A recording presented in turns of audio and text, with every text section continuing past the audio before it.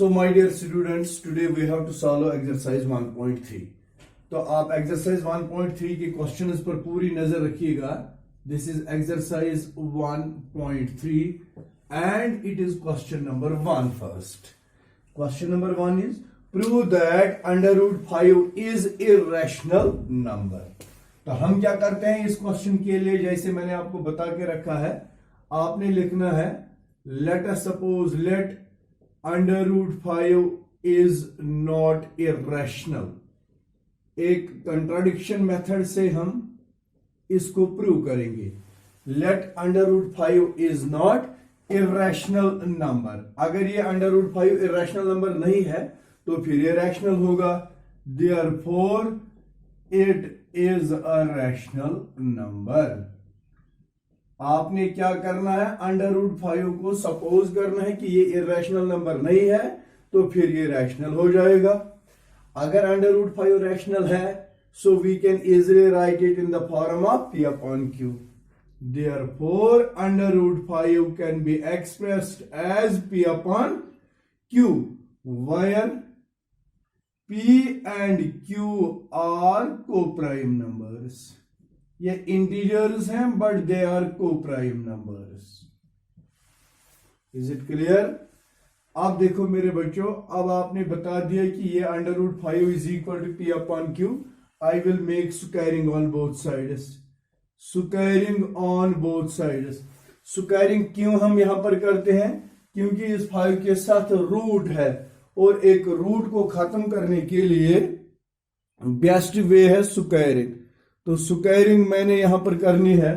जब मैंने स्क्वायरिंग करनी है तो ये बनेगा under root 5 whole square is equal to p upon q whole square, which implies as square and root will cancel, this is 5 is equal to p square upon q square.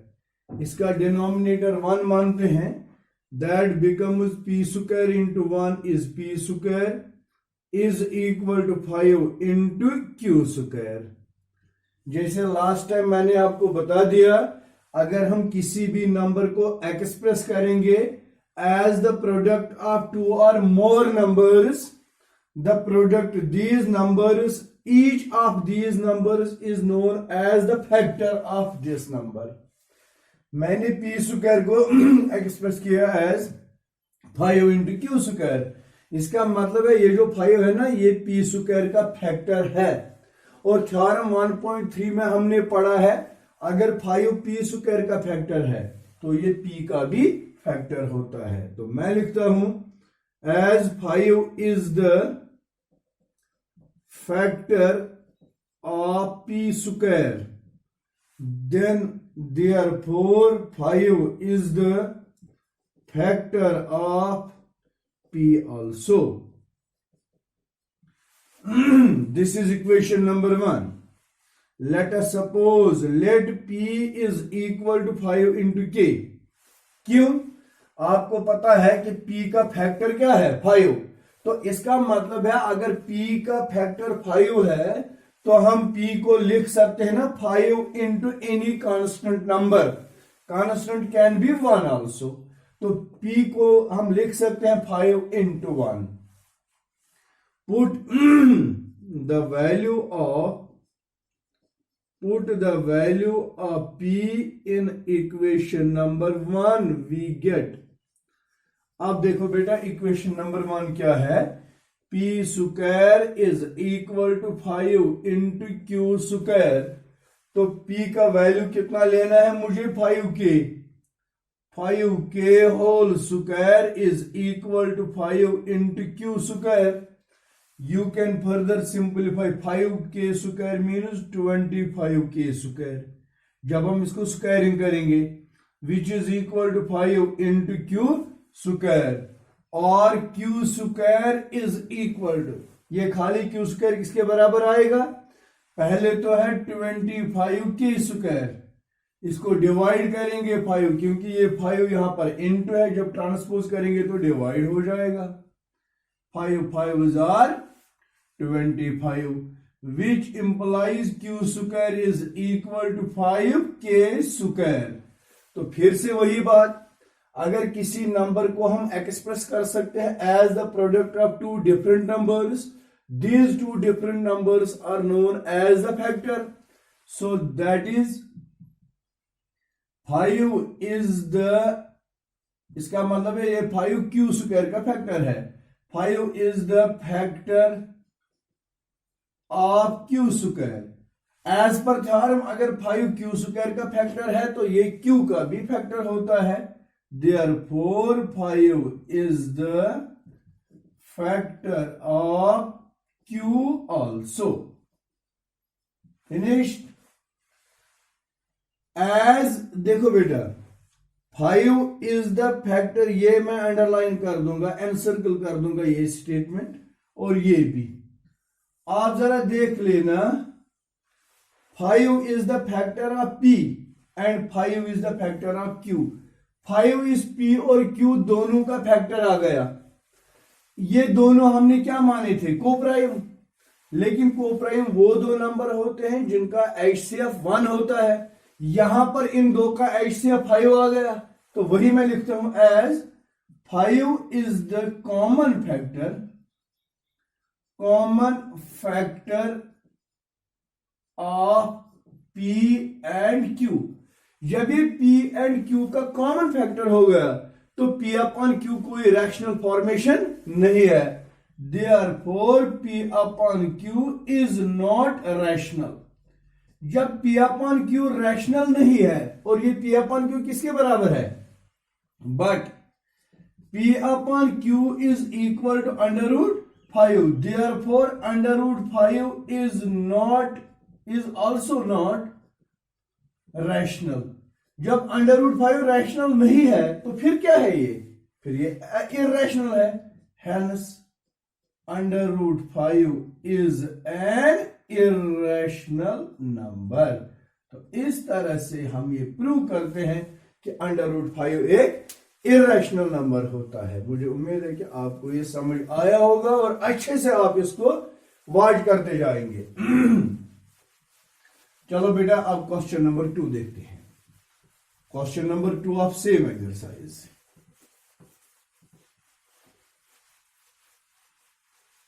What is question number 2? It is prove that 3 plus 2 root 5 is irrational. Prove that, ऐसे मैं लिखूंगा, prove that 3 plus 2 under root 5 is irrational. ये हमें prove करना है कि ये irrational है.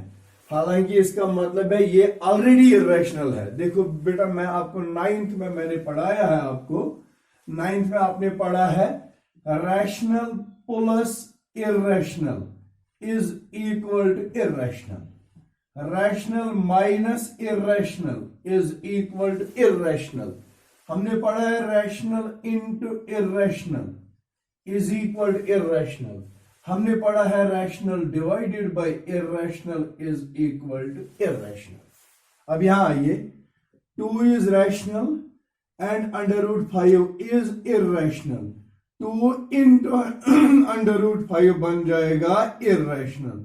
अब इस इरैशनल को मैंने करना है ऐड 3 का मतलब है रैशनल. जब रैशनल को इरैशनल ऐड करेंगे तो रिजल्ट क्या आएगा? इरैशनल. तो यही हमें प्रूव करना है कि 3 plus 2 root 5 इज इरैशनल. तो मैं क्या करता हूं इसके सॉल्यूशन में, let 3 plus 2 under root 5 is not irrational. मान लीजिए कि ये इरैशनल नहीं है. Therefore it is a rational number. तो ये रैशनल नंबर है. अब अगर ये रैशनल नंबर है, that is 3 plus 2 under root 5 can be expressed as p upon q, where p and q are co-prime numbers. तो ये co-prime बनेंगे. आगे हम लिखते हैं 2 under root 5 is equal to p upon q. 3 को हम ट्रांसपोज करेंगे तो ये -3 बनेगा. इसका डिनोमिनेटर में 1 रखता हूं. which implies 2 under root 5 is equal to p into 1 is p minus 3 into q is 3q divided by q into 1 is q. Only under root 5 is equal to p minus 3q divided by q. जब ये 2 है ना यहां multiplication में है, इसको transpose करेंगे तो ये डिवाइडेड बाय 2 बनेगा. Under root 5 is equal to p minus 3q divided by q into 1/2.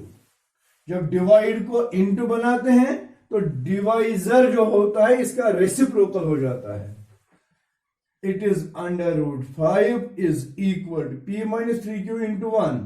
It is p minus 3q divided by 2q. It is denominator is 1.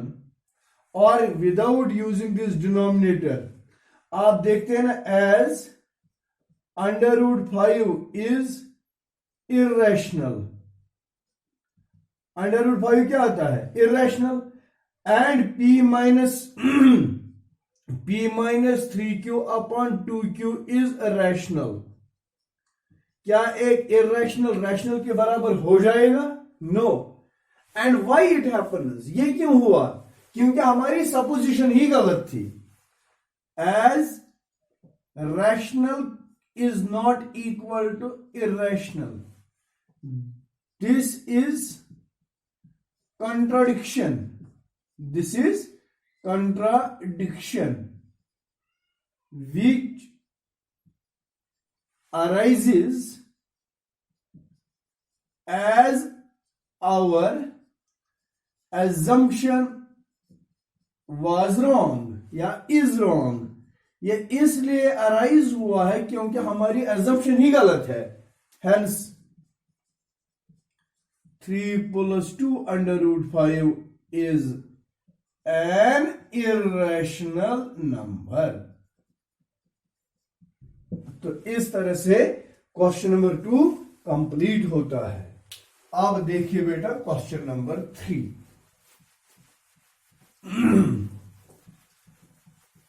Question number 3 के पार्ट्स इस तरह से हैं. There are 3 parts. Prove that the following are irrational. Question number 3 part number 1. It is 1 upon under root 2. 1 upon under root 2 irrational मैंने prove करना है. मैं लिखता हूं लेट इसके सोल्यूशन में late 1 upon under root 2 is not irrational. मान लीजिए ये irrational नहीं है. Therefore 1 upon under root 2 is a rational number. अगर ये इरेशनल नहीं है तो फिर क्या है ये रैशनल.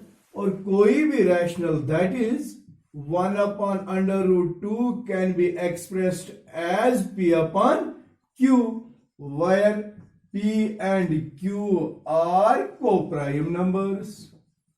ये दोनों को-प्राइम रखे गए हैं इसलिए ये रैशनल फॉर्मेशन बना देते हैं. That is by cross multiplication q into 1 is q is equal to p into under root 2. Squaring on both sides. दोनों तरफ स्क्वायरिंग करेंगे. That is q square is equal to p under root 2 whole square, which is q square is equal to p square into root 2 से squaring करो वो 2 आता है. इसका मतलब है 2 is the factor of q square as 2 is the. मैंने इससे पहले भी कहा अगर किसी नंबर को हम एक्सप्रेस कर सकते हैं एज द प्रोडक्ट ऑफ 2 और मोर. वो जो 2 और मोर नंबर्स होते हैं उनमें से हर कोई नंबर इसका फैक्टर माना जाता है. जैसे कि q स्क्वायर को हमने एक्सप्रेस किया as p square into 2. It means 2 is the factor of q square. वही मैं लिखता हूं as 2 is the factor of q square. Therefore 2 is the factor of q also as per theorem. This is equation 1. Let us suppose Q is equal to 2K। Q का एक factor है ना 2 और दूसरा फैक्टर मैंने कोई constant रखा है। हम लिख सकते हैं Q 2K के बराबर। देयर पुट द वैल्यू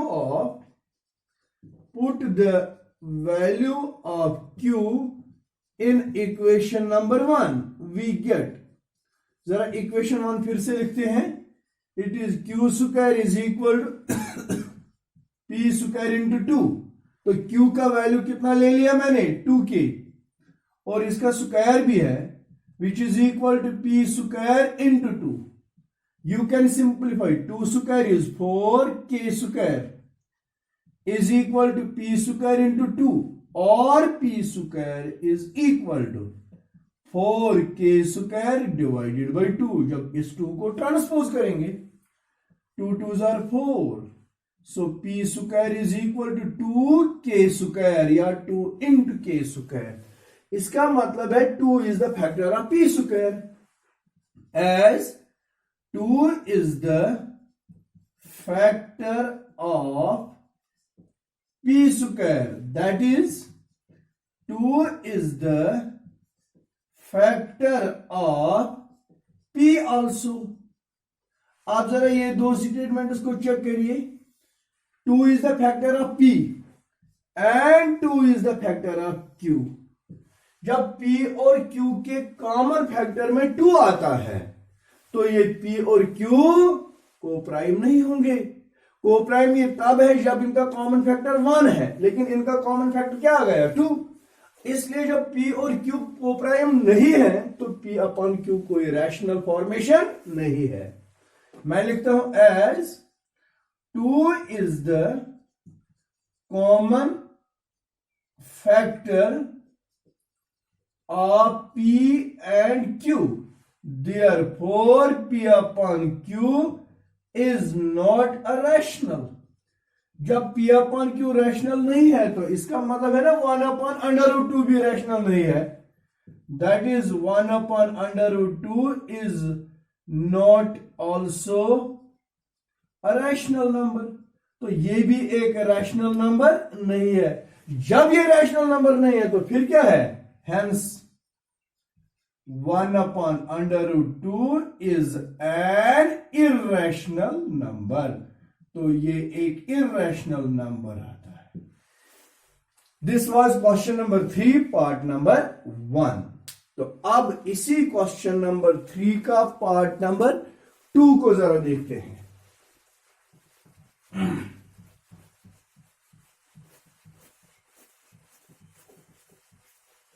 बिल्कुल इसी तरह ये सेम वे है। पार्ट नंबर 1, पार्ट नंबर 2 और पार्ट नंबर 3 आप बिल्कुल उसी तरह करेंगे जैसे हमने क्वेश्चन नंबर 2 पढ़ा है। Part number 2, question number 3 part number 2, it is 7√5, 7 under root 5। तो हम इसके सोल्यूशन में लिखते हैं बिल्कुल इसी तरह। Late us suppose 7 under root 5 is not irrational. ये हमें प्रूव करना है कि ये इरेशनल है। मैं मानता हूं कि ये इरेशनल नहीं है। Therefore 7 under root 5 is a rational number। अगर ये इरेशनल नहीं है तो ये रैशनल नंबर हो गया। दैट इज अगर ये रैशनल नंबर अब है 7 under root 5 can be expressed as P upon Q, where P and Q are co-prime numbers। जैसे हम लिखते हैं that squaring on both sides। अब दोनों तरफ इसको स्क्वायरिंग करेंगे। It is 7 under root 5 whole square is equal to P upon Q, या इस तरह भी आप लिख सकते हैं इसको, which is under root 5 is equal to P upon Q minus 7 divided by 7, क्योंकि ये 7 under root 5 के साथ मल्टीप्लिकेशन में है।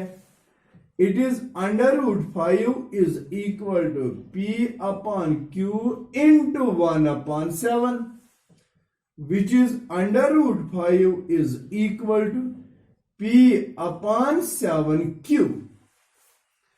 आप देखिए P is any co-prime number, 7 is also a co-prime, sorry, P and Q are integers and are co-prime numbers, so it is rational. But under root 5 is irrational, as under root 5 is an irrational. Under root 5 is an irrational, and P upon 7 Q is a rational. आप जरा देखो, इनमें HCF1 ही है. 7 is in the form of multiplication with Q. तो इन दोनों का जो common factor है वो 7 नहीं है, वो 1 है. तो ये 7 P upon 7 Q रैशनल माना जाएगा. An irrational can never be equal to a rational.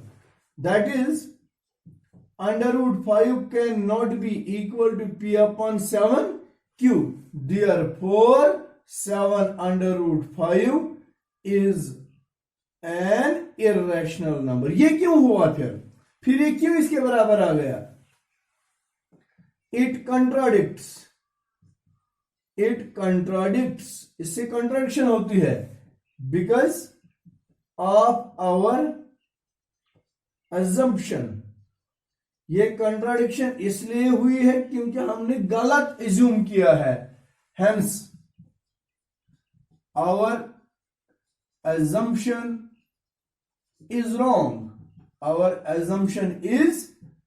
हमारी जो सपोजिशन थी, हमने जो एज्यूम किया था कि 7 अंडर रूट 5 इरेशनल नहीं है, तो ये गलत हुआ. जब ये गलत हुआ, hence that is 7 under root 5 is an irrational number. तो इसका मतलब है कि 7 अंडर रूट 5 एक इरेशनल नंबर बन जाता है. तो इस तरह से पार्ट नंबर 3 आप बिल्कुल उसी तरह करेंगे जैसे हमने क्वेश्चन नंबर 2 किया है. Thank you very much. Hope कि आपको ये सारे क्वेश्चन समझ आए होंगे.